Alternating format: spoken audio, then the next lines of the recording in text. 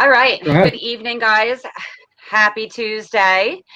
So tonight I am joined by Scott Wise, as always, and we also have a special guest with us. Joining us tonight is Jack Brewer.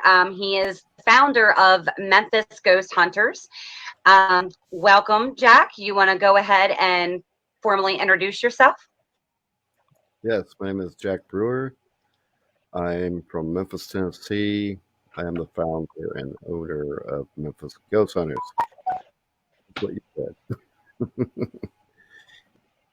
So, a bit of a background. Kind sir, what got you started in this community? What got me started was about 12 years ago. My father passed away. Um, so it's kind of a weird story, but when my father passed away, we went to a funeral, normal stuff. And that evening, I was just in my head. I was just thinking, man, he's gone, and I'm not gonna see him again.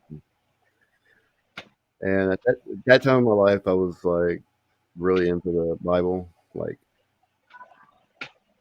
preacher level, you know. And I was sitting on the bed. I'll never forget it. And I felt something touch me on my shoulder, and in my ear was a very faint whisper, and said, "It's okay. I'm right here with you, Jackie." The only person that called me Jackie was my father and my mom, because Oh, wow. my grandfather's name was Jack too. So I'm actually Jack the third. So when I was growing up as a little boy, they would call me Jackie. So that kind of freaked me out a little bit.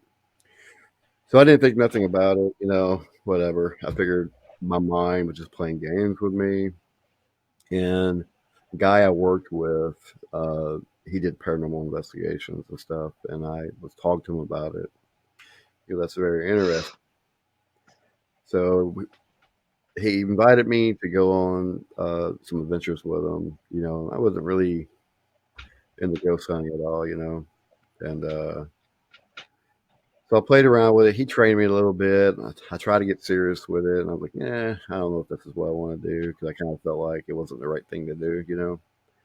So I met my wife now, and she knew stuff that I knew, and I had stuff going on personally with me, and nothing bad. It was just, I could sense certain things, but I couldn't say if it was paranormal or not. Um, so what? Let me back up for a minute. So when I first started out, it was here and there stuff, like nothing really big, no cameras, nothing, like a digital recorder, very dark. So my wife was like, "Hey, why don't we try to go with it? Just go full force with it." And I ain't really never been on no team or nothing. And I'm like, I don't know. So I got hooked up with this one guy here in Memphis, and he kind of showed me the ropes. He was actually on Ghost Adventures, believe it or not. Oh, okay. Yeah, Oh, yeah. that's That cool. uh, I couldn't hear That's that. cool. Oh, yeah. So when Zach back at the what was it, that haunted museum stuff, and people would bring their artifacts and stuff like that. So Yeah. he had the last rights box, so he bought it at an auction, and it was haunted. He had some really weird stuff going on, so I hooked up with him. Um, we did a few things, and one thing led to another, and I got like, you know what, I can do this on my own. I really don't need nobody. And then my wife's like, yeah, I'll support you all the way. I'm like, all right. So I started buying stuff here and there, Awesome. and I wanted to learn more and more and more. And it got to the point where I was just so obsessed with it, because in my head I was thinking, man, I'm getting this, I'm getting that. Man, I'm gonna need some help, because my phone started to blow up because when I first started out, this was paranormal, and then my phone's blowing up from people I don't even know, like, and I've been doing it, but not like to the extent where I'm at today, if that makes sense. Uh, so Yeah. at her pushing me, she's like, "Well, maybe we need to get some people to help you." I'm like, "All right, cool." So this lady by the name of Mitzi, she came along.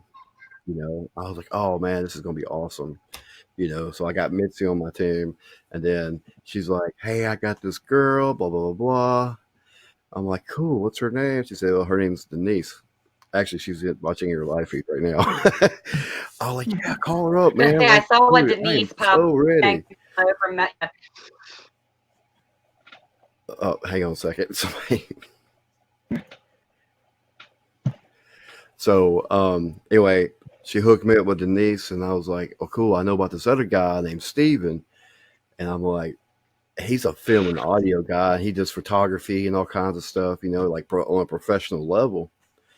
So we got him involved. We went and met him. Come to find out, he used to date my wife's. Well, his sister dated my wife's brother.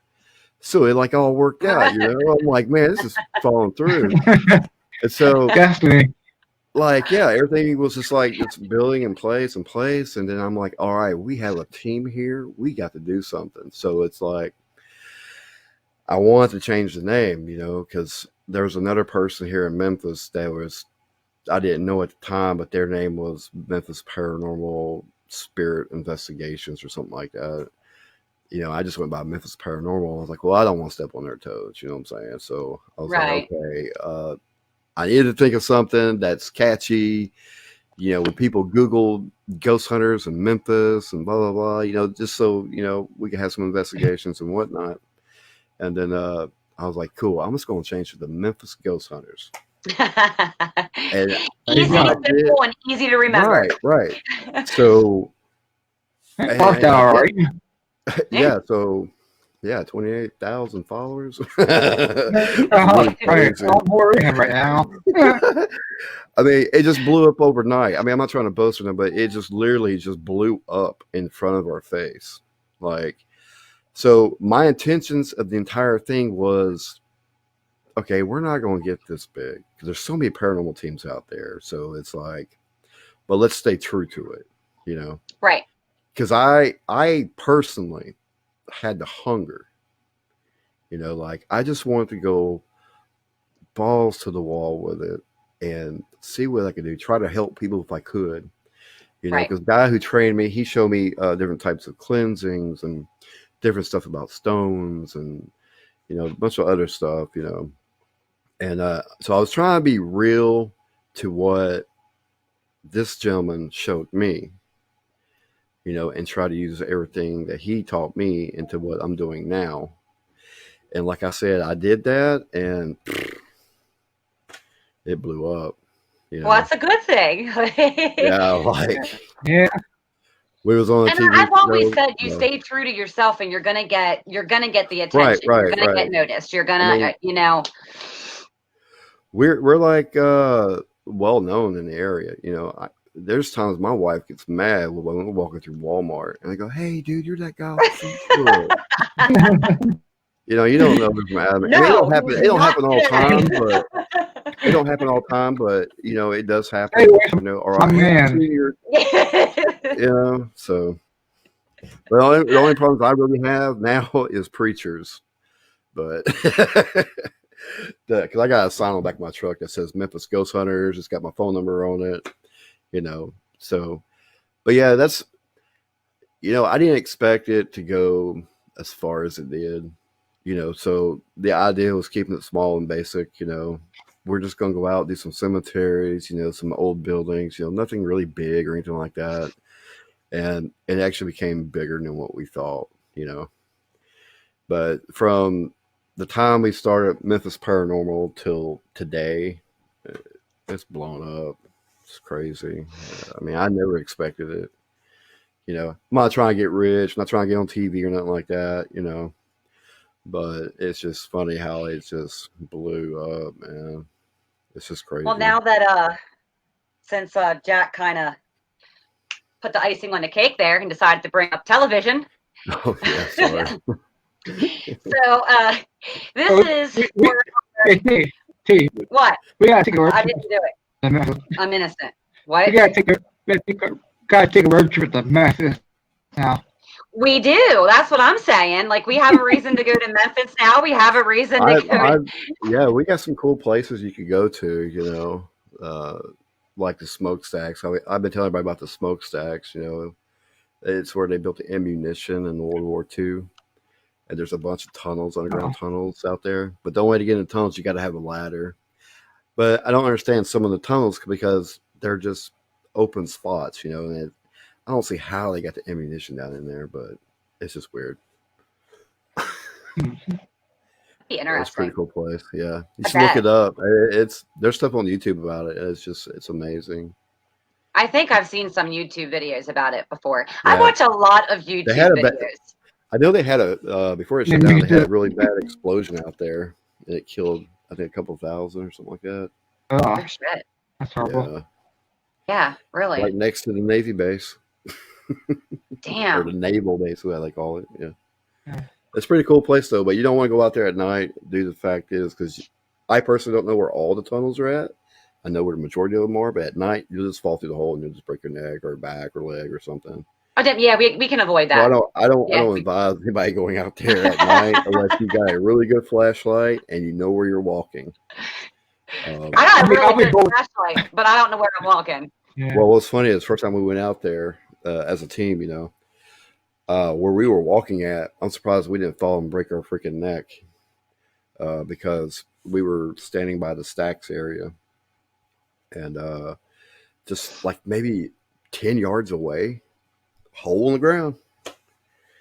So we could have literally just walked out there and fell in. You want to hear a story about out there since we're on the subject? That's crazy. Yeah, all right. I love tunnels, but yeah, we like stories. Go ahead. Okay, this is a great story, right? All right, so we all went out there. It was me, Steven, Mitzi, and Denise. And it was the very first time I've been out there. Now I've driven by there a few times, but never actually got out of the car and looked around and stuff. So we walked up to the stacks and whatnot. Mitzi was sitting on the road. So Mitzi's saying, somebody keeps throwing acorns at me, right? I figured it might be just a squirrel, bird, whatever, But she swears them down that somebody was throwing acorns at her. And she's freaking out and scared and everything else. So Denise, I think, if I remember right, Denise walks up to the road where it was at. And me and Steven's out there. And I told Steven, you know what? Fuck it. Let's just go. I mean, they're freaking out. Let's just leave, And all of a sudden, I'm grabbing my stuff. And you could hear somebody just running straight at me. Scared the living shit out of me. And it was gone. It was crazy. But yeah, that's one of my freakiest stories ever. I thought I was screaming like a little girl. But anyway, no. It was funny. Close. Hey, I've heard some grown men scream like girls before. Nothing wrong with that. Yeah, it was. We will have to get you. We'll have to get you back sometime just to have personal experiences show. Yeah, absolutely. Stories. But I'm interested in your intake. So we did a part 1 about last week about the ghost hunting research teams that air on television. We did touch base a little bit with talking about like some of the ones that freelance on like VidiSpace and just YouTube and stuff like that. Right, but it's more so getting people within the paranormal community and our fans, our followers, the general public, getting their partake in their opinions and thoughts about the television shows. Jack had reached out to me. He's like, hey, so I hear you're looking for, and here we are, guys. Here we are. Right. So I'm very intrigued to hear how you feel. Where do you want me to start? Oh, just go ahead and start from the beginning. All right, so this is just my opinion, no facts, just strictly my personal opinion. I think the ghost hunting TV shows is a good learning tool, uh, only because of you could see like when people go to these locations, right? How they do their walkthroughs, how they kind of look around, and how they fill out the place, you know. And I think it also helps with some of these equipment that's out there right now. So if you're interested on how a K2 really works, or a spirit box or something, not just one show but all shows, if they're using them, kind of give you an idea. Now you don't have to use it like how they're using it, Right. but I think you could find your way of using equipment. Now I know some of the TV shows I don't agree with, because I kind of feel like, how can I say it? It's like a movie, right? So you have to get all excited, scary, and everything else, because it's all about ratings and making money Right. for the television station. So I think some of it might be staged. I ain't mentioning any names, but I just really feel like some of it's just for our own personal entertainment. And I think the TV stations leave these people on TV because of ratings, right? Yes. So if I'm on TV and I'm putting on an investigation and I'm making that television station money, and let's say I try to change it up, they're not going to want that. So they're going to have to keep it with the way they got it going on. But one concern I have the most about television is the fact that people rely too much on the TV, social media, different paranormal pages and groups and stuff like that. Right. Because I've came across people who have, well, this happened on TV, but it's happening to me right here, or this happened to such person on Facebook, and they made a post about it, and it's happening to me right there. That's not always the case, you know. So our little minds, we get excited when we see something really scary and freaking out, and now we want it to happen to us because we want to experience it and everything else. Right. And I don't like that, because people are just jumping to conclusions on a lot of stuff they see on TV. Now, there are some investigators on TV, I feel that in the beginning they were true. They were true to themselves. They were true to what they were doing, in the paranormal field, Hmm. you know, and, you know, TV stations got a hold of them. So, prime example, okay? Everybody hates Zach Baggins, whatever. Okay, everybody hates them, right? So he was true, right? He was true to himself in the beginning. Him, Nick Croft, Aaron, they were all true in the beginning, you know?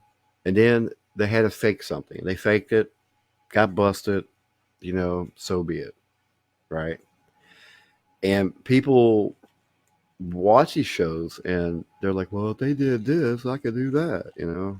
But I don't know. I could keep going on and on about it. Like, here's another example, okay?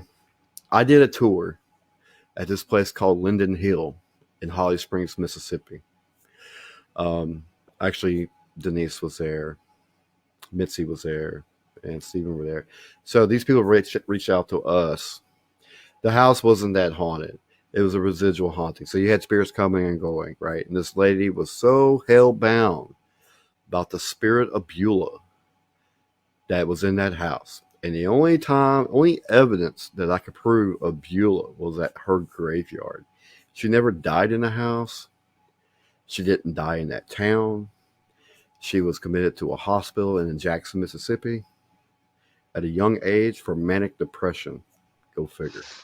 But they did that back in the days, right? So she lived all her life till she died in a state hospital. Wow. So I provided the evidence that I could prove, right? And Here's the problem that I had. There was a TV show that came out on the Travel Channel, Haunted in the Heartland. I remember that. All right, Haunted in I the had too. Heartland Yeah. was actually filmed by Steve Shippey. If there's any investigator I hate the most, that's Steve Shippey. Okay? Any investigator on TV, that's who I hate the most. That is my worst enemy of all time. Me, him, do not see eye to eye together, and we will never see eye to eye together. Due to the fact that his producer called me up, okay, on my cell phone, the lady who owned the house gave him my number and said these words: "Hey, I know you got some evidence from the Linden Hill home. Would you be willing to share some of your evidence for TV?" I said yes, but on one thing, Memphis Ghost Hunters will need to have credited for that video or that thing of evidence, because he was trying The to clip, build. whatever they use. Right, Yeah. right. They said, no, we can't do that, but we'll be willing to pay Mhm. you for that clip. No, I'm not doing that. If you're not going to give me credit, screw that. All right, so this is the part of the story I'm trying to get at here. So by him going on TV and doing the Linden Hill home and trying to show some type of evidence, the only evidence he had in the show was the music box. It went off for a few seconds and it turned right off. Okay. And he said that they did a cleansing of the house in the video. They cleansed the house, right? So he helped Beulah cross over. Okay. Okay. Right. So Beulah crossed over, right? So there shouldn't be no more Beulah, right? If that's the case. If you help a Right. spirit cross over, there should be no more. You should have here another word about Beulah, right? Exactly. Right. A month goes by. This woman is saying, well, Beulah's active again. Right. So, and Steve Shippey, me and him had an argument on the phone because I called him out on social media. I called him out and said, you did a blessing of the home and you said you helped Beulah cross over, but the owners still say Beulah is still active. So who did you cross over? Okay. Because in my opinion, he was just a wannabe rapper 15 years ago. That's what he started out as, was a rapper. Those who know Steve Shippey, he did underground rapping. Okay. Right. He got pretty famous from that, and there's a bunch of old videos of him on YouTube when he started out doing that. Then he became a paranormal investigator with no training at all, because he had the money to get where he needed to get to. Right. And my problem was this, right? So in my head, I was thinking to myself, well, we try to help these people, right? We're not going to fake any evidence at all. So our main goal, like here at Memphis Ghost Hunter, is to prove the evidence. Have the proof that you do have something going on. Have proof of what spirit it might be. If we can't prove it, we're not going to lie to you. We're Right. going to tell you how it is. You know, we're going to be very straightforward and blunt and let you know. We're not going to fake it. Right. But with his TV show, it was fake. 100%. He And didn't do anything. we got talking about that in part one, is just how much of what the viewers at home are seeing that is, okay, maybe this, yeah, it really did happen. And then some of it is Right. just absolute and total horseshit. Correct. One thing I did forget to mention, and I'll tell you, I cannot believe, Scott, I cannot believe I forgot to actually bring this up last week, was, something else. And it's deception. It's deception to the viewers, in my opinion. And I think maybe if they were more honest about what really goes on with some of these investigations, they might actually get a hell of a lot more credit. Right. So Right. I got talking. It was a very fluke thing. I was actually in a store and they were selling books, and I was with a group of my girlfriends, and I was like, oh, hey, look at this book. Like, we should go investigate this place. And a woman kind of like, gave me like a look, and she was like, are you an investigator? And so, said yes. I introduced myself, told her what my team's name was, that, we're semi-local kind of like thing. And she was like, well, can you talk? Do you have a couple? So yeah, sure, we can, I can talk. So she ended up informing me, and okay, for our viewers, when you're watching these TV shows, you don't get the full picture of what does really go on. You do not. Right. This woman actually enlightened me that one of the very well known paranormal research teams on television, when they had come and did an investigation at, it is a business / residence. Okay. So like the first 2 floors of their home is the business, and then the top level is their residence. So when we're watching this show on television, we are thinking they're doing this all in one night, correct? That was not the always, case. though. This team was there for 3 days. 3 days. So they were there in a total of 2 nights, but they spent 3 days there. So I had just asked her, I said, well, how did that work? Like, out of curiosity, like, how did that work? And she was like, well, I'm going to be very honest. I was annoyed. And I'm like, oh, okay, I'm sorry. Like, I'm sorry it worked out like that for you. Like, that should never be the case, kind of like thing. And so here's the next kicker in the teeth. And like you were saying earlier about being true, being respectful, being honest, being, something Scott and I hold very valuable when it comes to our teams as well. Okay. So she had made it very clear in the beginning of this, when they came to do the investigation, that the top level was off limits. That was their residence.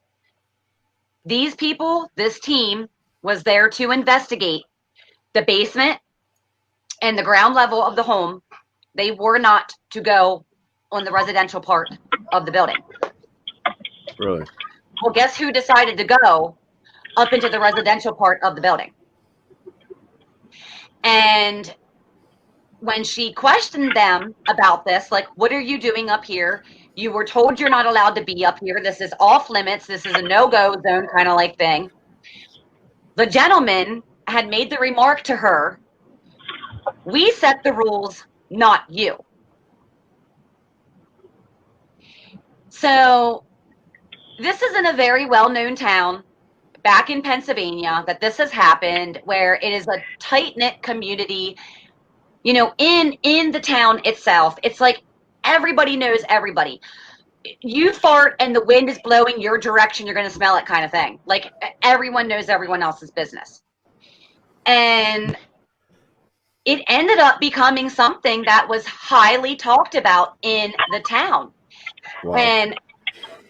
And because it's such a close-knit town, they were actually going around pretty much door to door before they left town and telling people, like, you will be slammed with a lawsuit if you talk about this.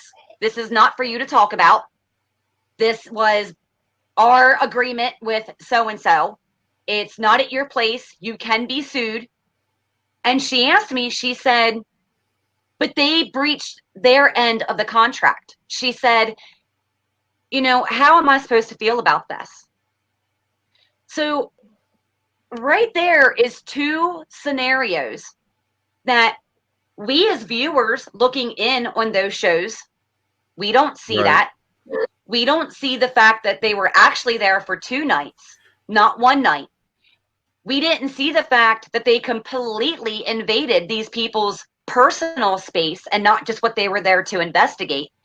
So there is a lot that's cut out and a lot that's tampered with and put in to make things, like you were saying, more entertainable to the viewers. You know, I think maybe if they were honest about certain things, they may actually get a better name, a better rap, if they were honest. But you also have to remember that on the TV shows, they gotta have something to pull the audience in. Yes. That's with any TV show. Yep. So that's something, paranormal investigators or whatever you want to call them, ghost hunters, paranormal investigators. That's where they get pissed off at the most, because Yes. and a lot of times it'll look like they're faking stuff. In some occasions, sometimes they're not. Right? I mean, I've seen some stuff that was like, wow, that really happened, But then I saw some stuff where I've kind of like researched myself, and I'm like, I don't know. So whatever's going to grab that attention for that viewer, they're on it. Yeah. It's like back in the days Yeah. when Freddy Krueger came out, everybody was all for Freddy, Yeah. It's the same thing, Freddy is the man. Like they made one movie of E.T. and people wanted more, and it was no more. Jason's better. Yeah, speaking of Freddy, guess who's in? Jason's in now. Hello. What up, Jason? And Jason's better than Freddy. Fuck you all. He won the fight. He took his head off. Yeah. It's been proven in film. Jason's better. But whatever pulls that audience Lord. in, man, that's what they want. And it's just like me, okay? For instance, I do a live show every Saturday night on my page. People want more and more. You give them one video. I do one investigation. I edit it, with the best stuff I could get. They want more. They want more. They want more. They want to know, when's the next investigation? We need more. Right. So that's why, like, when I investigate, there's a point in time when we investigate where we decide, okay, we're going to go live on Facebook with, on our phones or whatever. And then you do it for 15, 20 minutes, 30 minutes, whatever. The people want more and more and more, That's all that is, really. They just want more. People thrive on this stuff. Oh, absolutely. You give them what I think you can, more now than ever, because this is a field that is becoming so much more new. It's becoming Right. a lot more popular, and it's enticing. This field in general is very enticing, but then you Right. throw in the mix of, like this person just got yeeted across the house for no ungodly reason, or this person had their mic pulled, or this person, and it's all happening all within like 15-20 minute time frame. Right. Yeah, that's gonna grab anyone's attention. It's Right. gonna suck anybody in. Yeah, it's like prime example. We did an investigation called Melee Manor. We had a poker chip. You didn't see it, but you heard it hit the wall. Ding, ding, ding, ding, ding, ding. Right? There's only two people down there sitting at the round table, and the poker chips are on the other side. But people I saw love that, stuff and like that. they Yeah. wanted more and more and more. Yeah. It's hard to give people more. Yeah, it is. And for teams who stay true to themselves and their foundation of where you started, and you want to stay true to that. It's something that we're constantly kind of telling our audience is, you can't always expect something to Right. happen. That is very unrealistic. We can go in and investigate one place one time, and the night could be lit up like the damn 4th of July. Right. You go in a next time and investigate it, No. and nothing, absolutely nothing. It's, That's true. you can hear the mice creaking on the wood. It's, so I get that. Like, I totally understand that, and I do get that people, they want the entertainment. They enjoy the entertainment. I think my biggest problem with the TV shows is just all of the deception that really goes on. Don't get me wrong, I would still look at it as entertainment. Right. But if I had more of an understanding that, okay, we're going to kind of chop things up to make this half an hour show like really good for you all, and instead of making it seem like all this happened in one night, this is everything that we found within a 3-night stay, you got my attention more that way than me sitting there and going, this is such bullshit. Like, why Yeah. am I even watching this? Oh, that's right, because I finally got the TV to myself and there's not cartoons on it anymore. Right. Well, and another thing people don't realize is this, right?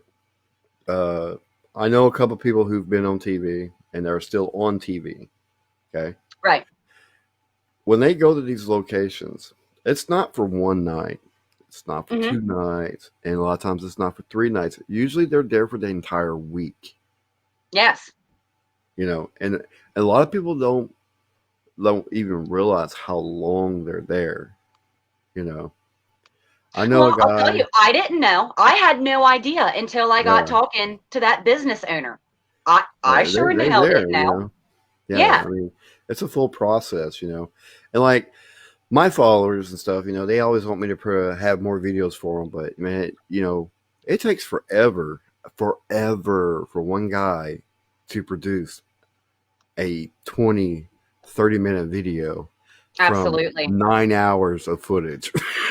Absolutely. Yeah. It's not like you Yeah. got a projection or a production team, you know. Right. The time alone that we put into going over everything just from Right. one night investigation. I mean, is Hard. days, yes, it's days worth of reviewing. You know, I can vouch for that. Scott can vouch for that. You can vouch Oh, for yeah. that. I've missed a lot of family time. I ain't gonna lie. Exactly. Me too. Exactly.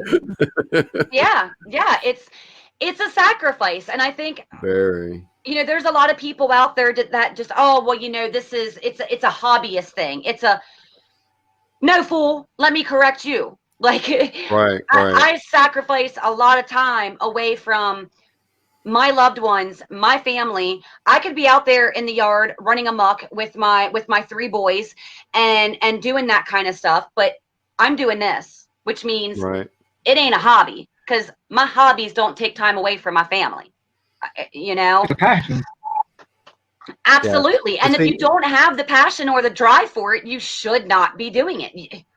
Yeah, it's like a lot of people, you know, they talk bad about these TV shows, but you know, you have to understand, like, they are putting a lot of time into this, you know, like, and I don't think some people that has these TV shows get enough credit that they deserve, because they are doing a lot, even if it is faking it. But man, they're putting their life on hand, you know, going out there and producing something for the public.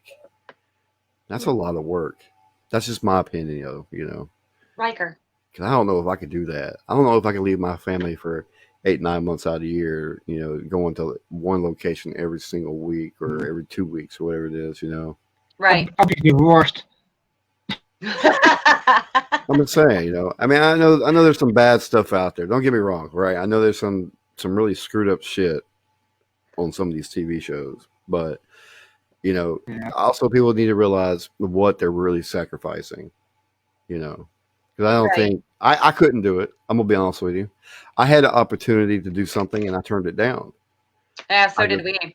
I couldn't do it. My You know? biggest thing was, I mean, at least for me back then, I mean, I didn't have, here, baby. You know, I wasn't 3 kids deep in being a mom at that point in Right. time in my life, you know. But, you know, we were approached by the Travel Channel and by A&E. And my biggest thing back then, and the reason I wouldn't do it, was because when I got talking to the producers, it was like, no, you know, we pretty much own you. You know, we own your, you know, your footage. We have full control of editing it the way that we want to edit it. And I'm like, well, then no go, no deal. Right. Like, for one, you're sure in the hell not going to own my footage. Like, that's a definite no. Mm-hmm. You know, I could understand not being a part at all of editing the stuff, but at the Right. same time, I don't want it misconstrued, and I don't want it to deceive my audience, because that's not what I'm about. Like, I don't roll that way. Right. Here, Riker.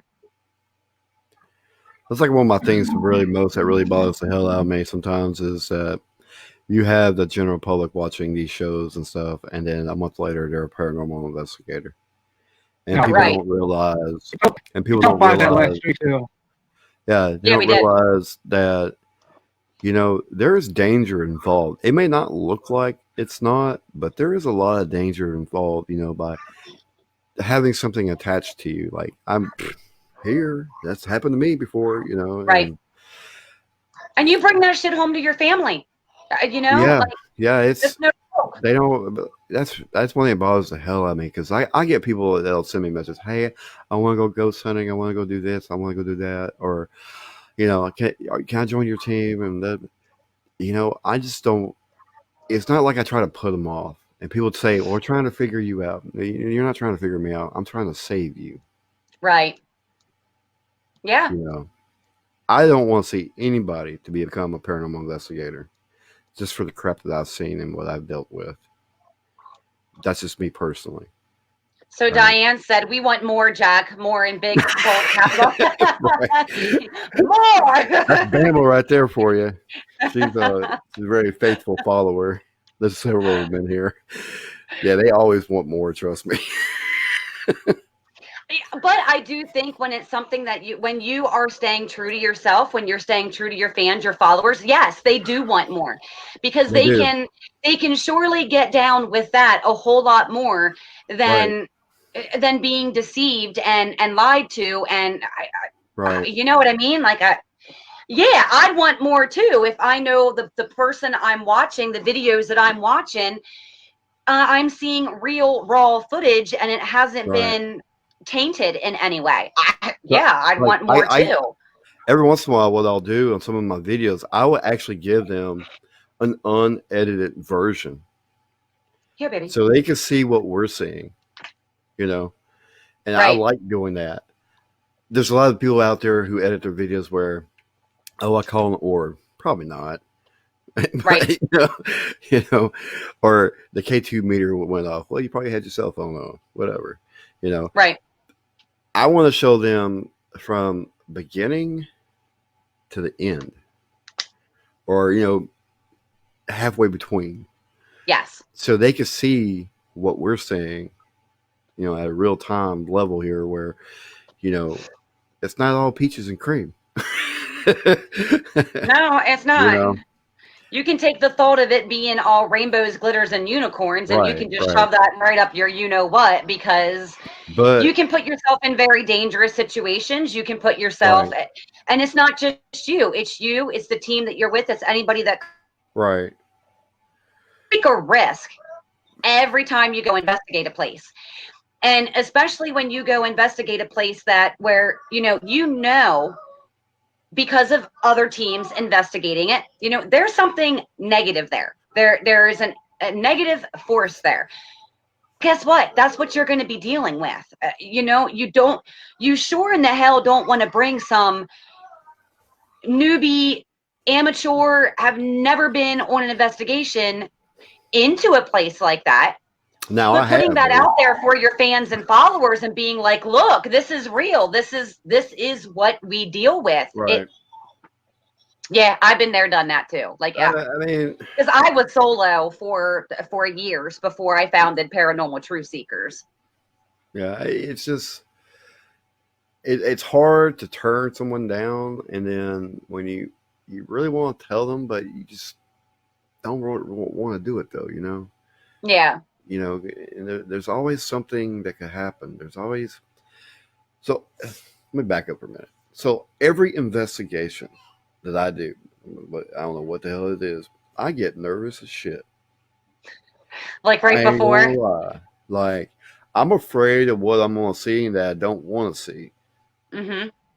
or I'm afraid that I might get touched. I mean, I ain't gonna lie. I'm definitely afraid a lot of times. But that's just me.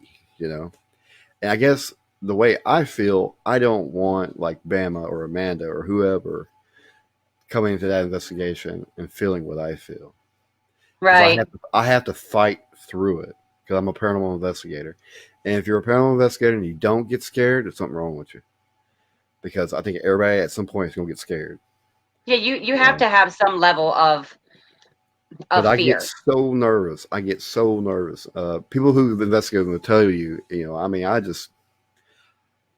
usually before it starts, I'm just quiet. You know, I'm doing my thing because I'm so nervous. You know, and I'll have people say, "Hey, are you okay? Mhm. Everything's fine. Jack, you need some help? Just let me be. Let me But you know, listen." that's a really good time though too to also like ground yourself. You know, Right, once you feel that, it's like, okay, yes, like the emotions are getting raw, they're getting real. right. Like, you know, I'm gonna filter through this, I'm gonna ground myself, like I got Hmm. this. Like you know, but I agree. I think if I and we were talking about this for part one was you know how some people go into some investigations and they're just so damn egotistical. They're Right. just so like, you know, "Ugh, Hypered and ready to go. Blah, blah. Hey, whatever. yeah, it's like, That's so come stupid. on. Yeah, I get it. You got your big boy underwear on. Congratulations. Like, See what I okay, do. but Well, don't put it out there on damn public television like there's nothing to ever fear.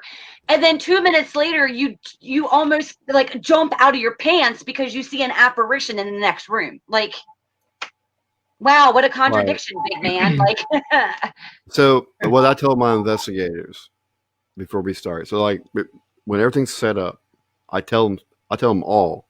Don't think about what the owners or the people who own this place, what they have told you. Block it out of your yes, head completely 100%. Do not even think about it. Don't even think about you're going to see something because you're probably, if you start thinking about you're going to see something, you're gonna see you're it. going to see, no, I don't think you will. If you think about it, you're going to see something, I don't think you're going to see anything. So I tell them to clear your mind, Yeah. clear everything. Don't think about your home stuff. Don't even think about your family. Just be focused on yourself and yourself alone. Be safe and don't think about the investigation. Just Yep. And go in there and do what you need to do.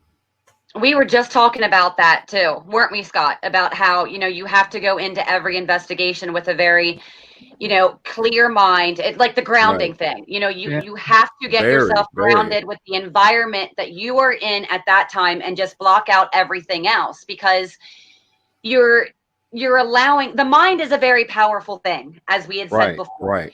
And if you start letting certain things affect you, it is going to affect the investigation because that's what you're allowing to happen. You're That's allowing, true. you know, if I'm sad and I'm pouty and I'm whiny because I miss my kids and you know, well, you could be very prone to feel as if there is, you know, a very sad or sorrow, you know, Right. spirit that's with you, or you could create quite the opposite. You could create something very negative, like, and I get it, you know, for some people, yeah, it's hard. It is hard to ground yourself. But look, that's why like you practice it. You know, you practice Right. grounding yourself. It's very easy to achieve. It really is, but it is something that for certain people, like I'm a busybody. There's always shit on my mind. So like for me, it's yeah, it takes me a little bit longer when I get to a location to ground myself, to cleanse myself, to be like, there ain't nothing following me home. You're gonna keep your Right. ass here. You know, I think that is a very good technique for anybody in this community to be practicing and to be doing. Like, you see me in Yeah. my little corner before the investigation, just give me my space because that's what I'm doing. I'm good. Yeah. It's like, Burrich. oh, go ahead. Is it Burrich? Yeah. Yeah. I mean, when I tell them to do what I just spoke on, you know, we have a really great investigation. Now, like when you're talking about, you know, people being uppity and all that crap, I can't stand that crap. They need to just get out of my face with that crap, Yes. you know. And then, oh, we're going to investigate. Oh my God, let's go. Yeah, yeah, yeah. Really? Like, what's the point of all that? You know, like, Now, don't get hey, me I know wrong. some people who do that. if I haven't been on an investigation in a very long time, you might see Teresa get like very, like, yes, you know what I mean? But you're not going to see me hopping or skipping across the parking lot, like, I know gear I know a bags few in people hand, like that. like, no, but yeah, the I can't anticipation do it. sometimes definitely it gets built up. But I saw a comment here. Dan has said in Memphis we are afraid of stray bullets more than ghost spirits. I tell you, I will say Dan's one on my thing. team too, so I am afraid so much more of the living than I am the dead. So like I hear that, I get that, I understand that. Like yeah. Where I came from back in Pennsylvania, that's how it was too. Like down here in the 901, yeah. we are chasing bullets, or they chasing us. So Out there on that, like 500 murders this year. we got Oh, it's we crazy. got gunshots out here all the time. Hey, Yeah, we got and you were gunshots saying too, but about they that don't before, miss. Scott. What's that? So we got gunshots here, but they don't miss. Well, I mean, if you're Look gonna at the fire, homicide rate, man. It's high. They don't care. oh man. It's bad. But I love Is it. Jason still with us, or did we lose him again? I think No, it's here. I'm here. So you were the one who brought up this topic. So I would absolutely love to hear, your thoughts and opinions, since after all you were the one who recommended this. Are you sure you want to hear this? Because not many people Oh, like bring it my on. opinion. Bring it on. I love controversy. Bring it. Okay. In response to our guest's comment earlier, when people sign that contract, they know what they're signing.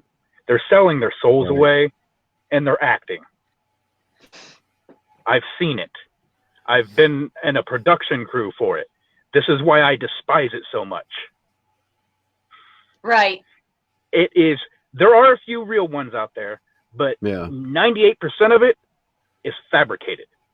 Well, I think the one that we got because talking that's about all the studio cares about is ratings. And if you do an actual investigation, 99% of the time you're not going to get much, which doesn't generate ratings. Right. Right. And that's why I prefer, when I'm watching investigations, I prefer the YouTubes, or the ones, because they're not beholden to a giant company or some producer or some director telling them what to do. They're doing what they want when they want, and they don't give a crap less about people's opinions. They're doing what they love. They don't have someone grabbing a hold of their balls, how hard do I need to squeeze kind of thing. And you don't have that issue like where you were saying, where you have people saying we make the rules. Right. If some YouTuber came into an investigation and said that, they would get kicked out of that town so fast, their underwear would be spinning on the way out. Right. Yeah, I have to agree with all that. We talked about, and I don't know if you had the chance to listen to last week's show, Jason, but I had said about how I think, and don't hold me to it, but I did read it over quite a few different platforms, about how I think, as far as I know, one of the only ones who ever disputed, like, the production company, was Jason and Grant from Ghost Hunters. Like, I think they were the only ones who were like, no, we want to be part of the editing process. You're not gonna like sugarcoat everything. You're not gonna, and it does kind of make me wonder if maybe that's why things fizzled apart for those guys. Like, did something happen again? And they didn't last that long. I mean, they lasted a while, but as far as a TV show goes, you could see things falling apart. Yeah. Yeah. And I mean, it's a sad thing, but most of the time it's because they're paid to shut up. Right. Yeah, just like the Tennessee Wrath Chasers, same thing. Why does that sound familiar? Were they on TV? Yeah. Okay. Yeah, they were on TV. Okay. And it's just everybody's so obsessed with reality TV, and that's what makes me laugh. Right. It's like, this isn't reality. It's not reality. Absolutely. Well, that's like that one show that did, it was supposed to be a live investigation. It wasn't live. The people in the damn town were talking about it. Like, it wasn't live. So, it's pretty bad when you've got people that are in an area. Okay, small towns are the worst place to go and be like, we're going to do things this way, because those people can't keep their mouth shut. Like, they're going to, they're going to blurt it out. And I mean, a lot of them came out and said, like, they were not live when they said they were not live. There was a lot of things that were misconstrued and a lot of deceitment that had happened. But yeah, I think I would so love to talk, like, Jason, you were talking about like production, like being in production. I would so love to talk to more people that are actually in production and be like, come on, like, just fill us in, fill us in a little bit more. How does this really work? I don't think a lot of them are going to talk like that, though.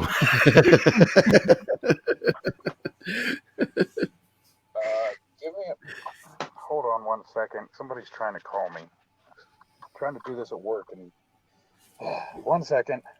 Damn it, Jason. My famous phrase for all of you guys. Damn it, so-and-so.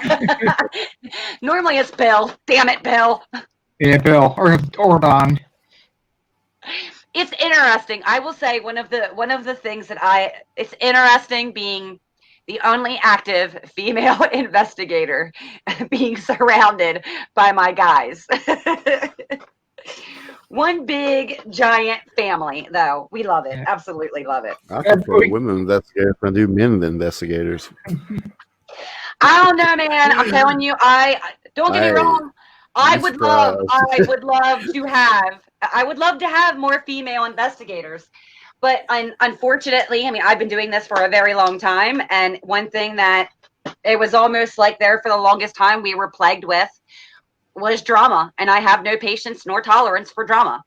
Act your age. If you're an adult, act your damn age. Don't bring your drama into my team, or you're going to get the golden boot goodbye. Because I don't put up with that shit. It, do they? No. I know, right? Well, yeah. Drama, huh? Yeah. Them dirty messages.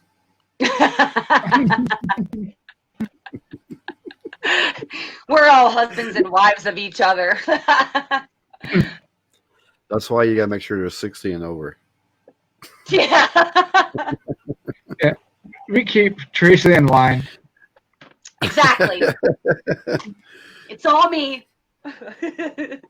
They do. But it's nice. It's nice because, I mean, one thing I will say is I'm definitely very well protected. I'm very well protected lady. That is for sure. No. Yeah, every now and then Scott will like bat me with his cane. No, I didn't. You're out of line. Bam. Can I have one of those for my kids? Just like a whacker. The guy that's run. Oh, on next investigation, if you can't find it when we're done, okay, it's probably in the back of my rental car. Oh, damn, right, you're traveling with me. I do believe this is definitely a topic that could really go on for a long time. Yeah. What was the other one we got? Like, we got talking about it, and it was just like, damn, the more we got talking, the more we were like, this is really something that, especially when you have the same like-minded people, and then you've got that controversy mixed into it too, because I like controversy. Like, if you have a difference of opinion, I want to hear it. Bring it on. Right. I want to hear it, And this is one of those topics where I was kind of hoping, honestly, that, somebody out there, somebody would kind of be more on the different forefront than us. But it seems like we are all very like-minded in, when it comes to the TV shows. Yeah, I think a lot of investigators and stuff will probably be all on our side. Yeah. On the thoughts. It's going to be hard to find somebody that's And I think All you're for probably going to ratings. see that. You're probably going to see that kind of opinion more so from the Right. viewers, not from actual teams, but you're going to see it from, oh, but I've been watching this show since when my mom was still wiping my ass, and they're just so Right. amazing and so great, and how dare you talk bad about them? Okay, well, why don't you actually get yourself out there and actually really investigate, because then you would see just how much is just baloney. And I'm not saying it's all baloney. I'm not saying they're not catching all of those EVPs. I'm not saying they're not catching that apparition, or I'm not saying that. It's just, so one of the things that we talked about last week, and it's still just it blows my mind that they could try to pull it off. And for the everyday viewer, they probably did. They probably pulled it off, but I overanalyze everything. I nitpick at certain things. Anybody who knows me personally can tell you that about me. That's how I am. That's how I roll. And I was watching a show. Okay, sorry about that. It was one of those things where it was, oh, this just happened, and then bam, we got this EVP, and oh my God, we're dealing with the devil now, kind of thing. Well, the worst part about it was when they were playing back what they got on the EVP, they clearly were not even in the same place that they were investigating in. If you were really paying attention to their surrounding and where they were at, you would have took notice to that. You would have picked up on it. But I guarantee you, 95% of the viewers probably didn't even, if not more, did not even take notice to it. I did. I'm like, well, boy, ain't that some shit. You're not even in the same location anymore. Why? Why go to that extent? I mean, the ratings, okay? Yeah, I get it. It's the rating. It's the audience. It's but me personally, I'm sure Scott, the guys in my team, Jason, we don't want to put that crap out there because it's not authentic. Look, you might watch a half an hour of a bunch of boring shit, but at least I'm giving you real raw footage. Right. And that's the issue that I've always had with the TV stuff. You're not beholden to the work. You're beholden to the ratings. Right. It's all it's about, ratings. So Dan says, now, do you know Bill? Jack, do you know Bill? Bill? Yeah, Dan says, Bill, jump in. Let's hear your questions, too. Diane said, let's talk about being scratched. And someone had said earlier, oh, it was Diane, about, getting touch sucks. And I will not dispute that one bit, but I will say I've been doing this for a very long time, and I've been touched a lot. It's really something that the only time, except for the first couple of times that it had ever happened to me, where I was like, all right, you just crossed a, line kind of thing, was when oh Lord. So we did a residential investigation, and I was legit groped. Groped in an area where no, I should, if you ain't my husband, don't be touching me there. Okay? Did they touch your no square? Yes, they did. Yes, and it happened more than once. It happened more than once. I'm like, that's it. You just done pissed off the wrong chick. I'm done. But typically, if I'm just it's a touch on the shoulder, it's a touch on the back, it's yeah, right that. I don't do that, Scott. I got a story. This one almost got me dumped. So remember back in the day when silk shirts were all the rage, those silk button-up ones that everybody wore them? Back in the 90s? 90s, late 90s, stuff like that. Well, my girlfriend had just bought me one.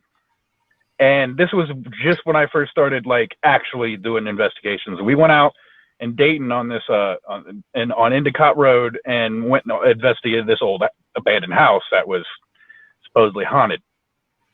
Well, I got touched. Fucker ripped my shirt in half.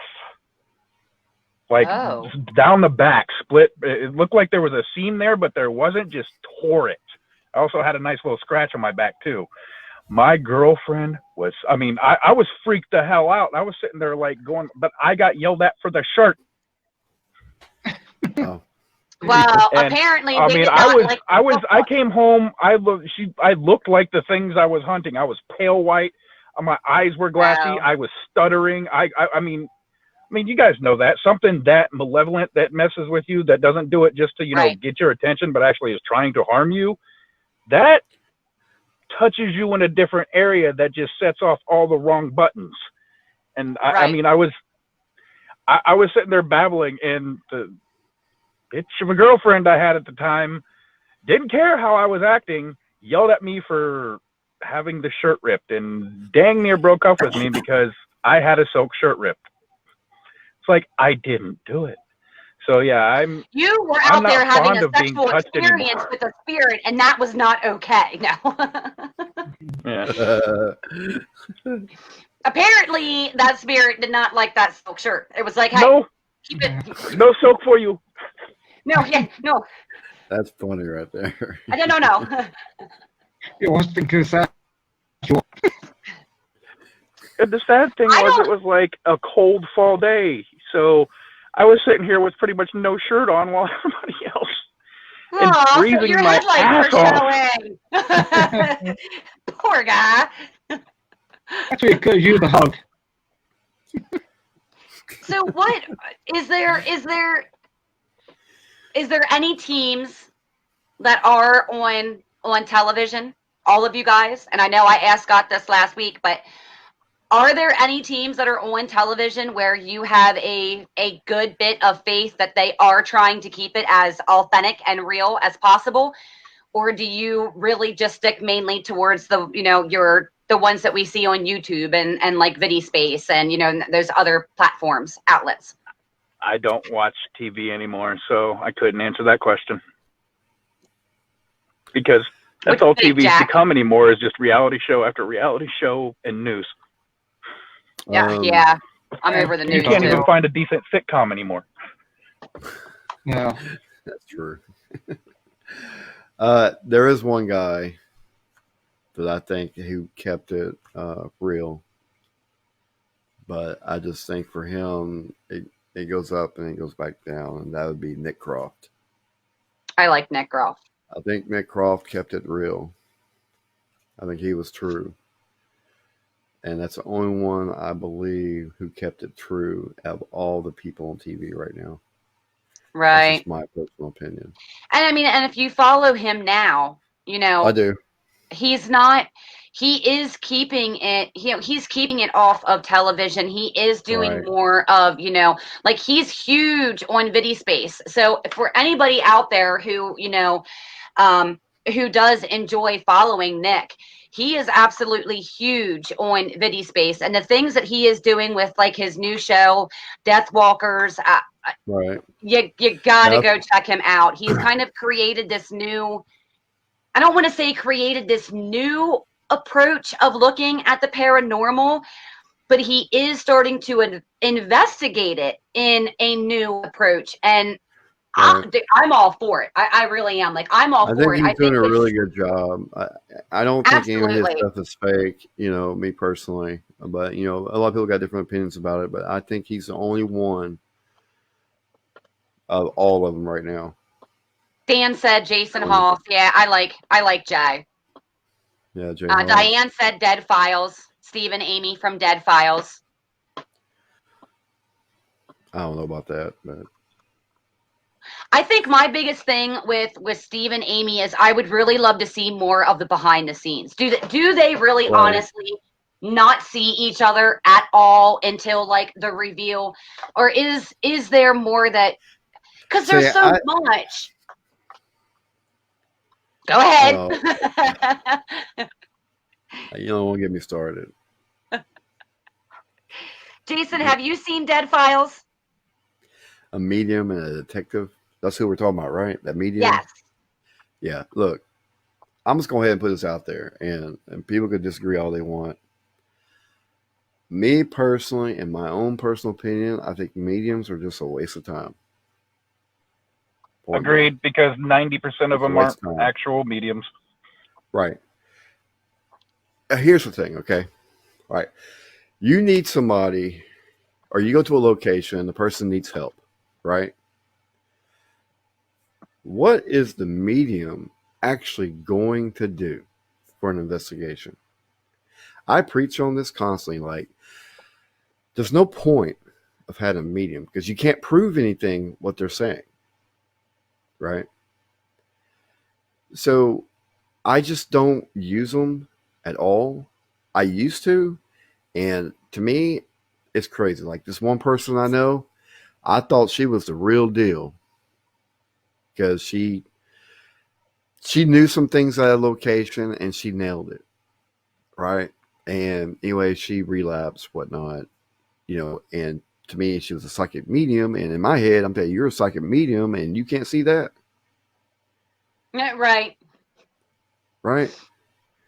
So I just kind of feel like these people go on these investigations, bringing their little mediums, but they already know about the investigation. They know about the location. They can Google it, and all of a sudden they name stuff like this left and right. And like they do that freaking sensory, what's the word I'm thinking of? Extrasensory perception. Right. How do we know that actually works? How do we know that the person asking the questions, they can't hear it? Right. It's one of those scenarios where you would, honest to God, really have to be there to know for sure, what is, and that's in general with this field still too. It really is. It's one of those things where there is still a lot of question and skepticism of, well, how does this work? How are you detecting a spirit or a ghost by using this? How are, and I get it. Like, I totally get it. I totally understand it. And it is something that, like Scott and I always say, right, Scott? What is the best devices that you can seriously have? A recorder. Yeah,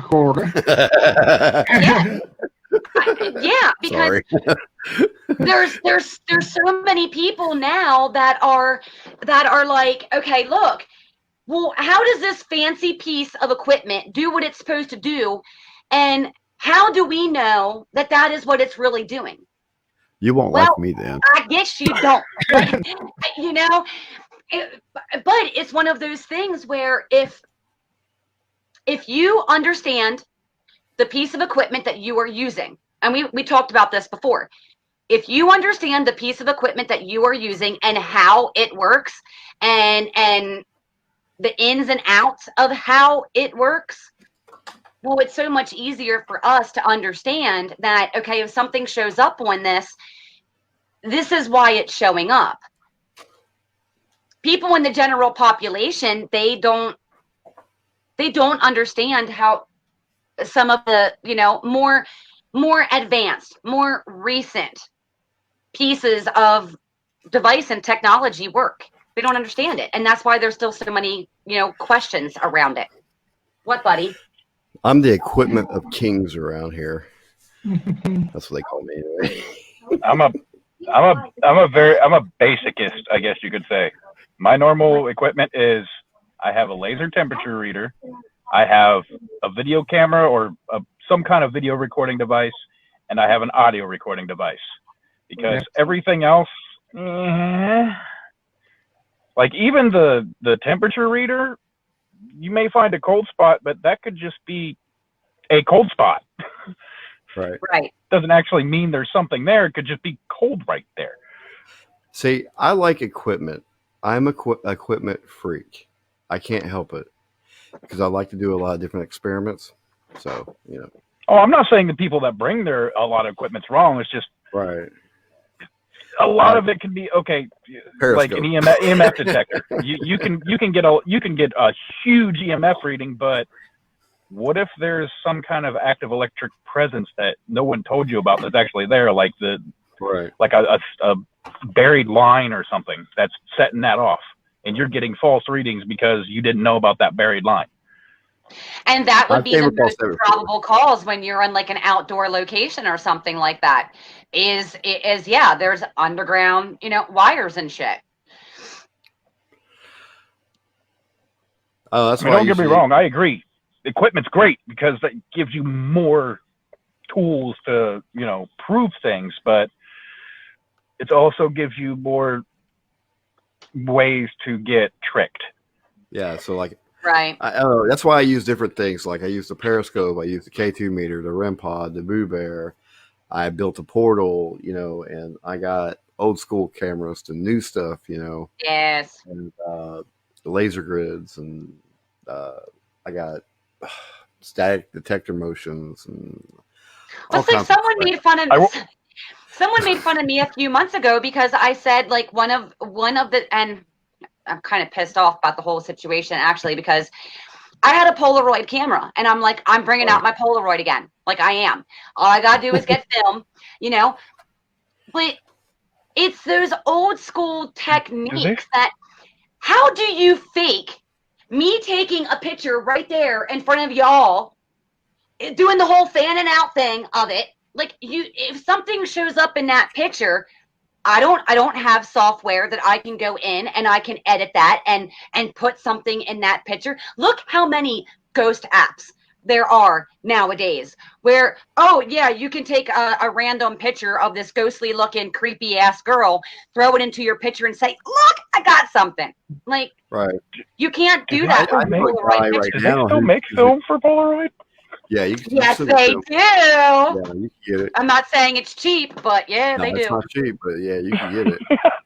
I know a guy up in Illinois, a guy who trained me on his digital recorders. It's the old tape kind. Yes, that's what he'll use. Yep. Yes, I still have one of those. He's got one. It's like a freaking shoebox almost, but it's got a microphone with it. So Terry said something. It works.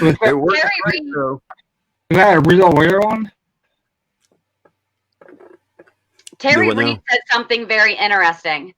What? And so the comment is, can some of the equipment be designed to go off by design by what you say?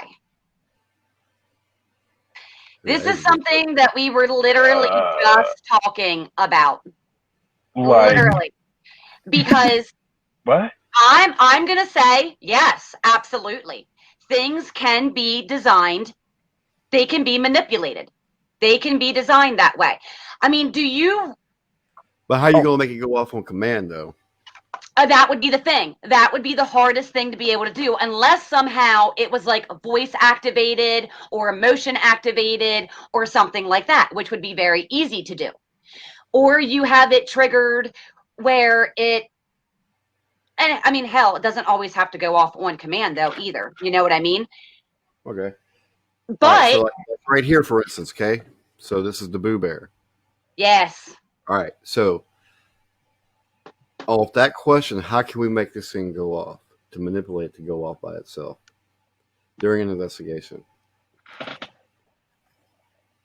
If you're on one end of the room and this thing is sitting on the other end of the room and you're on the other end, how are you going to make that go off? Well, I mean, you have remotes for just about everything nowadays. It can be done. I mean, but is someone going to take the time to actually what exactly does the Boo Bear do? Well, it measures the EMF in the air, supposedly.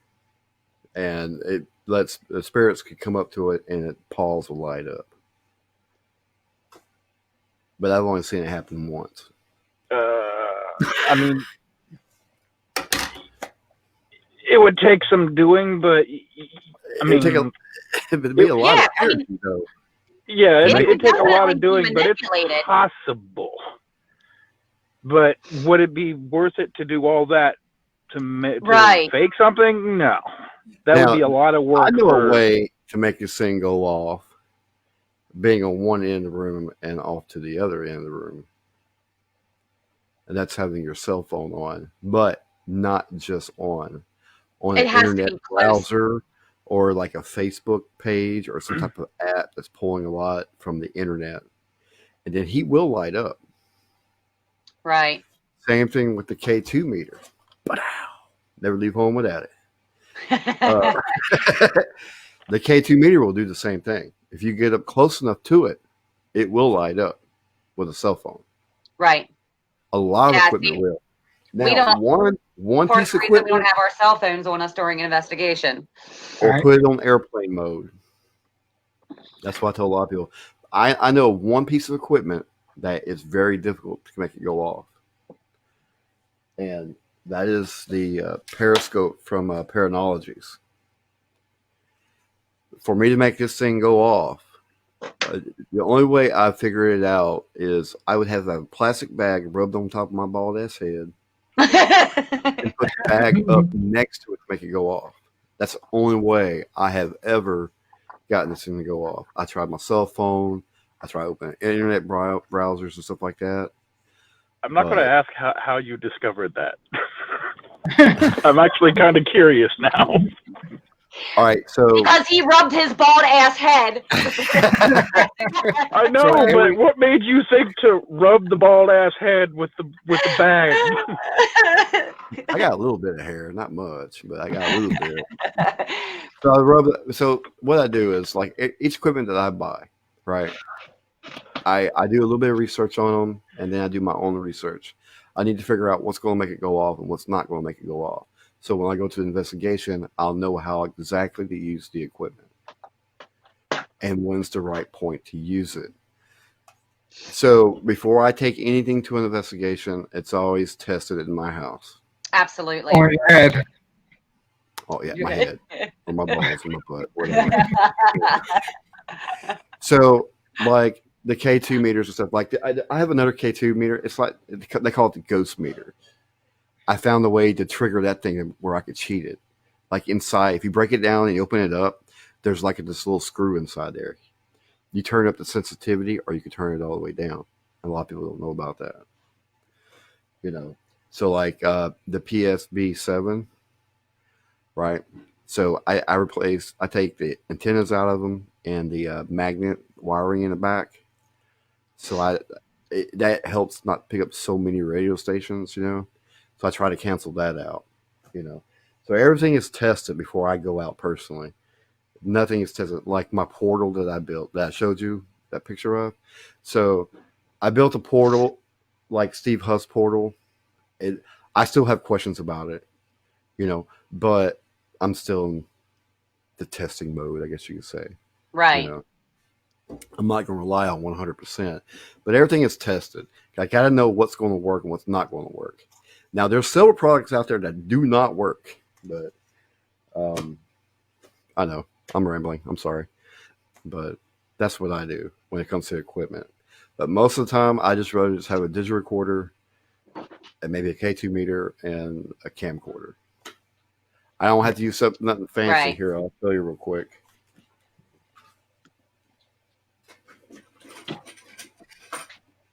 When I show you this, don't laugh at me, okay? I can't pause that. I'm not a rich Yeah, man. right. We make no promises, Jack. I'm sorry. So this is a Sony Handycam, the old school style. I have one of those. I think they're Yeah. the best thing on earth for night vision. I love them. I got 2 of these for $40 online. Yep. You know what I'm saying? Because Yep. they're old and people are just throwing them away. But that's what I use. Now I got like a 4K camera over here, you know, but that's all I really use, really. But anyway, and I have some other stuff over here that people, some of them like them, some of them don't. Like I use the fake SLS camera, but I have the Connect, Right. you know. But I Yeah. found ways to debunk a lot of that stuff. But you gotta be really careful on the mapping system and with Microsoft and everything else. It's just It's That's not why 100%, but I mean, I'll it's look into definitely, it. it's an interesting question. When someone asks, can you actually, design? Yeah. I mean, Yeah, I mean, you can yes. fake it. Like, Absolutely. But it I does can really fake this REM become pod more right now. so. It's used on TV. Exactly. Yep. But it's more so the question is a research team going to go through that trouble to actually rebuild, quite possibly, a device to actually manipulate it so that, and I think she had said something about design that, like, if you would ask a certain question, it would light up. Yeah, absolutely. And that would be a really That's good where way of manipulating it. that's where I'm But a little offensive though on asking the I question. know, I'm sorry, for me personally, for my team, I ain't got all that damn energy, and quite honestly, if I find out any of my team members are trying to manipulate anything, like, there again, they know they're going to get the golden boot. Like, we Now, I've try to seen keep things I, as authentic and real as possible. I'm now, curious about something because I've seen it a couple times on my rambling through, the spooky vids, the ghost caught on tape and all that on YouTube. I'm actually wondering if it works or if it's fake or not. I don't know if you guys seen those. You know those apps that, you got the cameras and it'll give you the funny faces and hats and all that? yeah. I've Yeah. seen a couple of them where it's a little kid messing with it and, it's looking at it, gives them the cat face and all that, and then they move out of the way, like looking at their mom or something, and their closets or something open in the back, and the face pops up on the Oh, trying to put something behind it. I was like, I don't believe wonder it. if that really works. Could I you don't know. find a ghost that way? So look, That's let when me tell everybody you goes something. using the flare again. The flare gun, Because Mm-hmm. thermal imaging. I've They try got to, they try to mimic that. Snapchat. I mean, anybody else have Snapchat, or, like, am I the only person here Yeah, I that's do. got? Okay, so I've got Snapchat. Scott's like, oh, now do They have that have that. purple thing in there, or whatever it is. I will tell you something. We were able to get another dog face, the licky dog, face, to pop up. I was able to catch the picture, and I could have very clearly put that out there as being, oh my God, a spirit right behind me. But my kid was just there 2 seconds ago, and I made him dip down really quick. Now, to be doing it in real time, like when you actually just have the camera up and you're scanning around, I think that would be a lot harder to. I think you could do it if you were able to work reflections just right. Yes. I think you could do it. Yeah. But there again, the time that would consist of pulling something like that off. I mean, you got to be real desperate in a shitty kind of way to go through that much, to waste that much energy to really be able to fake something like that. Like, The reason that it kind of perked my interest is because it was like an 8-year-old kid that was making the little video, because it was like one of those top 5 spookiest videos or whatever, and it was just happened to be. I was like, I wonder if that's actually a thing.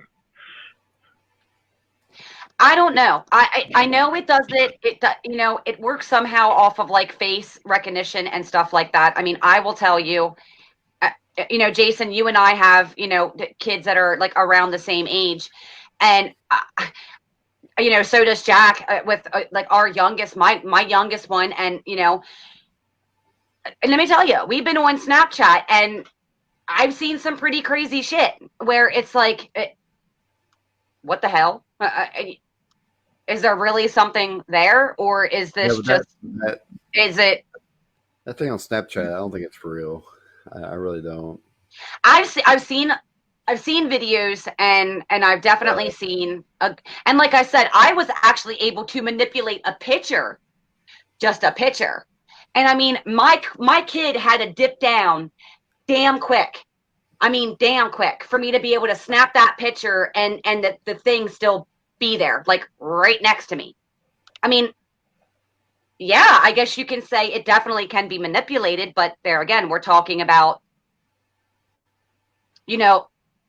is somebody really going to take the time to do that? Yeah, well, it wasn't a picture though. It was actual like video. live video.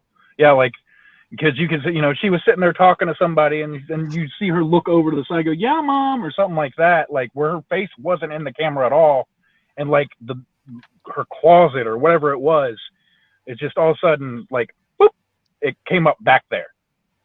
So there's no way somebody put their face out and did that without, because you'd be able to see it. We'd have to look up how Snapchat really works, like how it is, what we would have to do, and then go from there. I mean, I've definitely seen it be manipulated, but it's still one of those things where I would have to do a hell of a lot more research for me to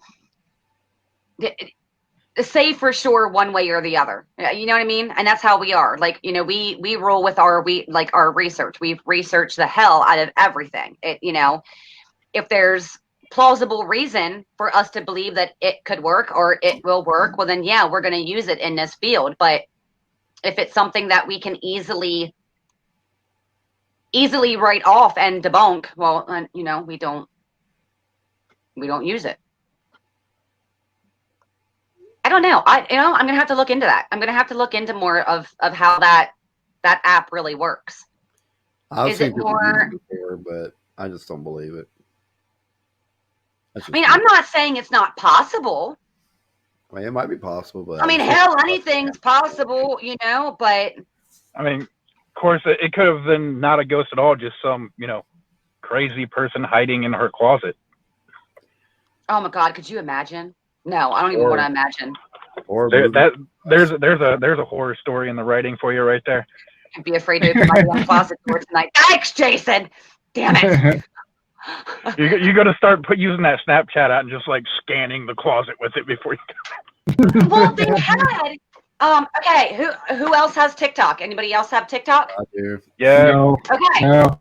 So one of the filters that you could use was supposedly supposed to show you if there was like, a spirit anywhere in the room with you, anywhere kind of like, What filter is that? I want it. Oh, what the hell was that? Now I'm gonna have I can't open TikTok. I think I got my volume up way too damn loud right now for me to.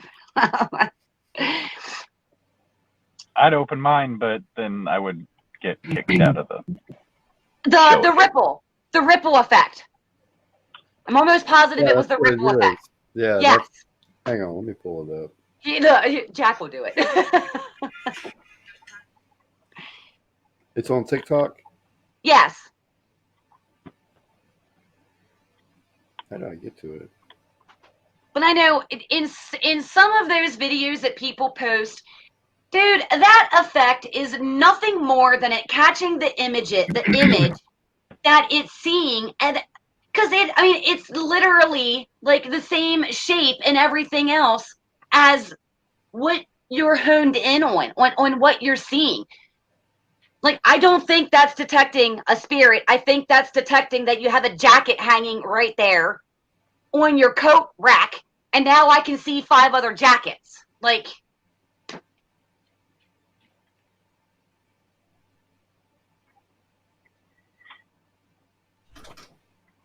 I don't see it on here. Is it that one that kind of does the laser thing down and makes everything no, distorted?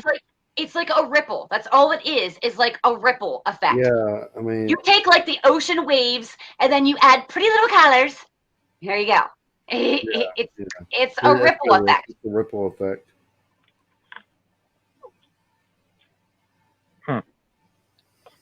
Sorry. So we do have a question. But the question that we had got from Garrett is, could I have advice of the first location? I just started a group and would like some advice on the do's and don'ts. Don't trust. Who wants to? Do not trust. Yeah, that's a definitely. That's a don't for us too. Do obtain permission for every piece of property you go on to. Yes. Yeah, This isn't like urban exploring where the kind of thrill of it is doing it without asking and just kind of going in there. Don't do that. I can't lie. I've done it before. I have to, but I always tell people don't do it. Guys, give yourself away. It's that thing. You know, it's like, man, is there something in there or what? Curiosity. Yeah, you see an old creepy abandoned house. You're like, I wonder. Look, if I see an old creepy abandoned house and I don't see no damn sign, I'm going in. So you better have the shit posted, or I'm going in. Or board up. I don't care if it's boarded up. Like, it can be boarded up. I'm looking for the sign that says "Do not enter, bitch, or you might get shot." Like, that's what I'm looking for. Right? But if I was in his shoes, if I was just starting out, I would just stick with graveyards till I felt comfortable. Graveyards, crybaby bridges, things like that. Or even go to a paid location if you're advanced a little bit. You know. Yeah, and don't think that you have to go all high tech, like, because you're just starting out. Like we were talking about earlier. Get yourself a really nice, recorder, and it doesn't, like Jack just showed a little bit ago, doesn't even have to be a damn expensive video camera. Get yourself a good video camera with night vision. Depending on how good the night vision is on the video camera, you might want to pick up like an IR light that you can attach, but you don't need to go all out. You need to learn what you are comfortable with in this field. That right there is, I think, top priority. You need to figure out what you're comfortable with and what you're not comfortable with, because you don't want to put yourself in a situation where you're not comfortable, where you're on edge, you feel like you're walking on eggshells, you know. Or maybe he wants to go feel all out and build one of these. Yeah, there you go. Another one I've told people before, if you're going to go to a location at night, scout it during the day. Oh, hell yeah. Always. That way you don't end up like walking through a house and one of your buddies falls through cracked floorboards into the basement and breaks their leg. Look, if you're going into like pretty much abandoned ass cemeteries that are in the middle of nowhere, depending on what state you're in, depending on how old you are, it's probably be a good idea to carry too. You should always have protection. Always protect yourself. That's one thing and another thing on protection, make sure somebody that's not going with you knows where you're going. Yeah, that helps too.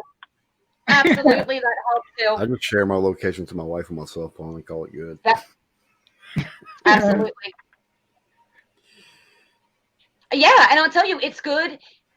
We dealt with, and now thank God this was a location that we were at before. We, it would have sucked making that walk in the dark to the nearest freaking building. But hey, if we would have had to do it, we would have had to do it. In the middle of the Tuscarora Mountains at a cemetery, and I swear it was destined to happen. Like it was meant to be a challenge for us. And we pull in, I back in, we start unloading my Pathfinder, and I turn back around and look at my Pathfinder, and I'm going, Bill, my fucking tire is flat. I mean, within less than a 5-minute time frame, my Pathfinder's got beefy tires on it, and it was sitting flat. Thank God I had a spare tire. Thank God we knew where we were at, because none of us had cell phone reception where we were at. None of us. But at least we knew where we were at. We knew the surrounding that we were at. And Teresa always has a spare tire underneath of her vehicle. And, our spouses knew, or significant others knew where we were at and what time we were supposed to be getting home. So, yeah, that's also a really good piece of advice. Like, yeah, make sure someone else knows where you're going to be at and about what time you're going to be expected to be back home, or heard from again, at least, Did you see what Dan wrote? Run for sure. You, That's why I right? was laughing. Sorry. Middle of the damn mountains. No. Here, damn. Yeah, no. That's crazy. Lock myself in the damn vehicle. See you guys. Have fun changing my tire. I'm gonna be in here. Oh, man. Love you guys. Bill's That's always crazy. carrying. At least you know. Or Don. He would have been good. Yeah, Don wasn't. Don wasn't with us. I don't even know if I met Don yet. I don't know. I mean, as far as locations, I mean, I don't know where you're from, so it's not like we could really help you out with very specific locations that you can go check out. Google. Yeah, Google. Google. Yep. Man's best friend. Well, no, my best friend is Amazon. I love me some Amazon. Actually, good. Look at Haunted by State. There's tons and tons of resources online that list like cemeteries, that list haunted buildings, that list haunted roads. I mean, when me and my brother used to do it by oh, shut up, car. Damn it, Betsy. It's yelling at me because I didn't put my seatbelt on. But yeah, I mean, just all you have to do is type in where you are. So in my case, it was when I was running with my brother, Dayton, Ohio, haunted locations. Yes. Yep. Now you are going to get some haunted houses, like attraction haunted houses. But dude. obviously. Well, Yeah. you can also do. I mean, you can also do like the search for like haunted cemeteries and such area. Like, and there's a very specific site that comes up with like.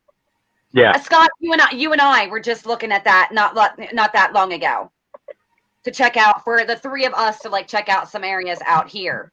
Yeah. Since we're so close to each other. But I mean, I've got my team kind of spread all over here, there, and elsewhere. But another piece of advice I do want to give the new guy out there: no limits, not just your own, your teams.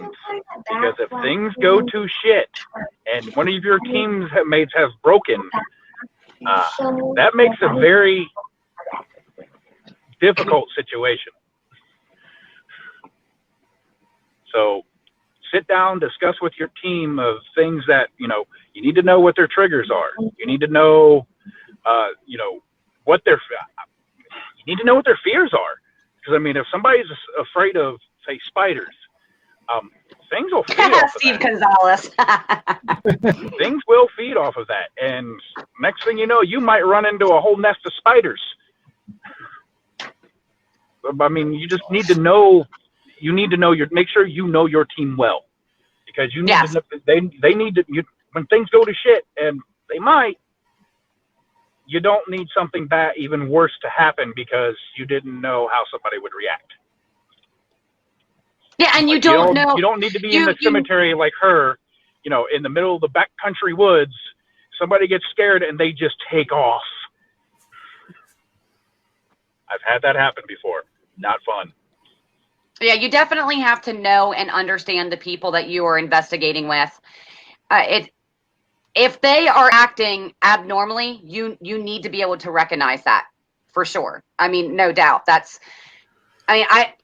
How long have you been investigating with the ones that you investigate with now, Jack? Like, do you guys know each other all kind of like very well? You know if something is, yeah. See, that's how we are too. And it's definitely something where we've been together long enough where, yeah, absolutely. If one of us wasn't acting right, somebody else would take notice to it. Sorry, I know the lady. Yeah, I mean, something happened where about bringing extra clothes. It was funny. Hey, look, girlfriend, I always do bring extra clothes. Just because I have to tell you the story real quick. It's funny. It's funny.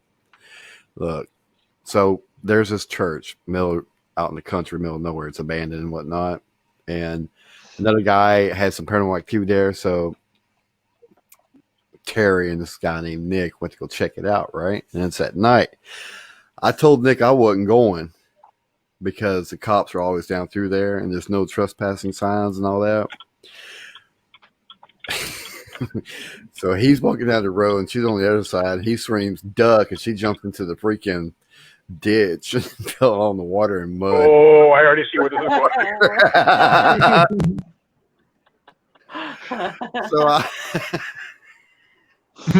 Anyway, that's why she said, you never know what could happen. I mean, seriously. Some people make fun of me because of my little ways, you can say. But I mean, Scott and I went and we investigated, Mansfield Fire Museum. Now, Scott probably didn't see it, but well, he saw my slippers. I did have my slippers. He saw them because I put those bitches on.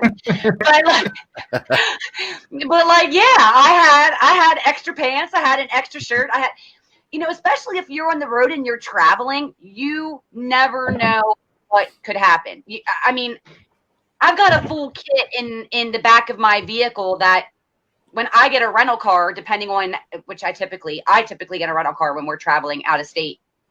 But I take that out of my Pathfinder and it comes in the rental car because it's got everything I need in there. It's got the flares, it's got the little cones, it's got everything that I need in there if I were to break down or, you never know. You never know. Right. I get too tired. I was just on an investigation all night long. I've got how many hour drive back home? Well, screw it. I'm going to pull in this parking lot and try to take a cat nap until someone kicks me out. Then I need my blanket and my pillow. Here's another question that popped up. You never know. So, Mackenzie says, I want to go and my name won't because she's 13. I mean, very understandable. Yeah. But I mean, at the same time, I think it also depends. I mean, my oldest son is 13 years old. He has been very intrigued in this for quite a few years now.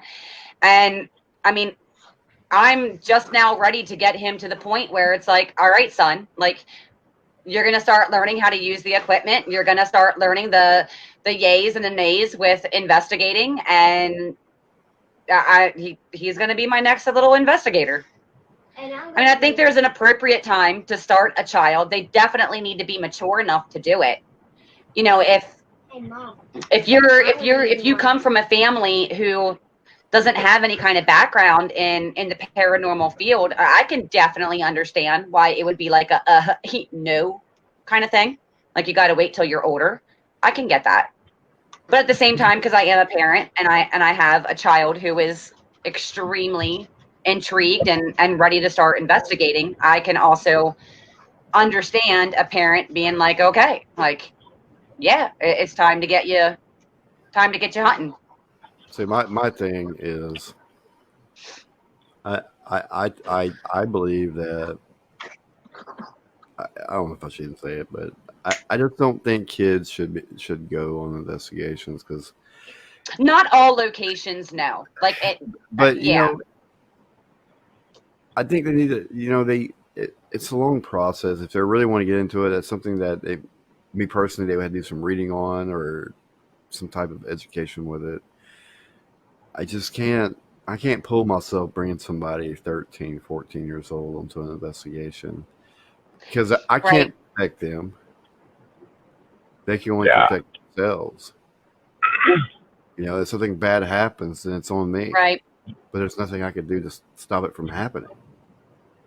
Yeah, like I said, I think that's why a lot of it depends on the child's maturity, the child's knowledge. There's definitely a lot of factors that play into a child doing it. I sure in the hell would not take my child to a whole overnight investigation. I wouldn't do that. But I mean I've seen kids on ghost hunts, like the tours and stuff, but yeah. That's a little different than being out all night investigating some abandoned ass place that you know. I think they really just need when they get to that age, I think 18 is a good number because they get a little bit of maturity in them. Maybe you all do is you start reading up on stuff. That way you'll be ready to get a chance to go. Right. My So son, grandma's like, Kenzie, stop. So this is the granddaughter to Denise, who's with us. So she's like, I just have a lot of mixed feelings because there was a group down in Mississippi that was going to bring their kids to run a freaking ghost hunt, for the youth. Yeah, I think it really does depend on the child. I don't know about that. I think a lot of it depends on the child. Here, I mean, I'll gladly take my 13-year-old to one of the cemeteries out here, and let him try to use but to be in a full-blown investigation, I wouldn't even want my 13-year-old with me that long because you know what? Sometimes when I go on these investigations, that's mama's time away. Okay? Keep well, their asses at home. Yeah. That's kind of my thing. They're kids. I'm going to have my full attention on what I'm doing. I can't split my attention because technically you're going to be babysitting. Yeah. Right, you are. And in some teams, you're babysitting everyone else anyway, so why not add another? This is true. Sometimes you're babysitting the adults. Absolutely. Like some people don't know how to hit the record button. I'll just say my investigators are in here and they don't like hitting the record button. Yeah. Is that red button? 3 hours later with nothing. Hey, look, I mean, we've been there, done that, where there's been even just malfunctions with your equipment. It happens. Yeah, it's bound to happen. You got a new investigator. They don't know that, you can put that on hold and then you don't have to worry about powering it off, shit happens. Right. I mean, does it suck? Yeah. I think what's worse is actually having it and then having something happen that you lose your files. No! We've been there, done that. The worst part is when you get home after an investigation and you're the guy with all the audio and video and you look at it and you're like, what the hell were they doing? And all they doing is talking up a storm. Like it was a soap opera. I tell you, it's definitely very interesting to go back and review stuff sometimes. Good laugh, isn't it, Scott? Huh? There's a good old taco ghost. Where were we at? Where we actually had the one where it was everyone's stereotypical ooh thing of was that Mansfield? What? If people did that while I was trying to investigate, I would strangle them. No, we literally got that. It was I think that was just us. There was nobody else with us there. And I'm like, seriously, out of any kind of EVP to freaking catch, we literally get one of these shits being like, ooh, that was a good laugh. And it wasn't one of us. Yeah, that definitely gave me a good laugh. Yeah. Waiting for a boo to come after it, but it didn't. We did a funeral home down in Mississippi. Oh. It had the embalming room and all that in there. Anyway, it was a pretty fun investigation. So one of my investigators, he's not with us no more, but we just cutting up a little bit, kind of like taking a break. So somehow he found some sheets, right? And in the main chapel, there's a big oversized casket. And anyway, the pews and all that down through there. So he's on the other end. Man's wearing a white sheet going, woo! I will say one thing I've always said, and we all feel the same way, at least, my crew here is, you have to take it seriously, but you also have to have fun. If you're Yeah. not enjoying what you're doing, I mean, come on, you gotta enjoy it. You gotta we have have some fun. fun with it. Yeah, so do we. I mean, one of my guys, Don, absolutely loves to fuck with me. That's just like that's his job. Is fuck Teresa. That's his job. So we do. I mean, we do. We definitely have a lot of fun. Yeah. Yeah, we got a 24-year-old trying to date a 62-year-old woman, you know. Wow. That I don't know who is the oldest. Who's is the play. oldest person on our They were just team? joking around, but it was funny though. I'm not sure. I'm 52. I think I'm the youngest. And Jason and I I'm sure you are. would be the I'm youngest. 40. Oh, I am the youngest. Suckers. I'm grandpa. But you know what? It works out. I mean, at least for our team, it works out. It doesn't matter our ages. It's how you investigate together. It's your Oh technique. yeah. It's it's how you get along. Now, don't get me wrong. It is definitely it's a nice little mix and mingle because we are different ages and stuff. Right. But it just makes it that much more interesting. And honestly, it really does. So, but I don't know about anybody else here, but I've got two little heathens that I need to get ready for bed. Oh, no problem. I can go see I've been mine anyway. trying to tell them all week, like, Santa is not going to come if you guys don't start going to bed earlier. Let me tell you what you do. Apparently, they think I'm full of shit. They don't want to go to bed. You go get the shotgun. You run outside, fire a couple shots in the air. I You just got there. solve the problem. There's no more Christmas. Man, well, I'll tell you. Somebody throw something on the roof real hard after you've been doing the shot. You know? Right? The hardest part about it with my kids is my husband works swing work, so he works first, second, and third shift. And well, when Daddy's on second shift, they want to stay up until he gets home from work. Right. But he also has an hour commute, so it's like, yeah, dude, I get it. You want to see your dad, like you didn't get to spend much time with him, but like, fuck, I need my time too. Like, bird, you know what I mean? Right. The joys of parenting. Yes. Yay. Exactly. But Jack, we'd love to have you back again if you want to come back again. I think we could definitely get you back and talk about some of these experiences that you have had, and I think that would definitely call for an interesting show. And we do actually have somebody else who does want to be a guest and talk about their personal experiences. So we just might have to make that happen. We appreciate you coming on. It was fun. It was a lot of fun. Thanks for on.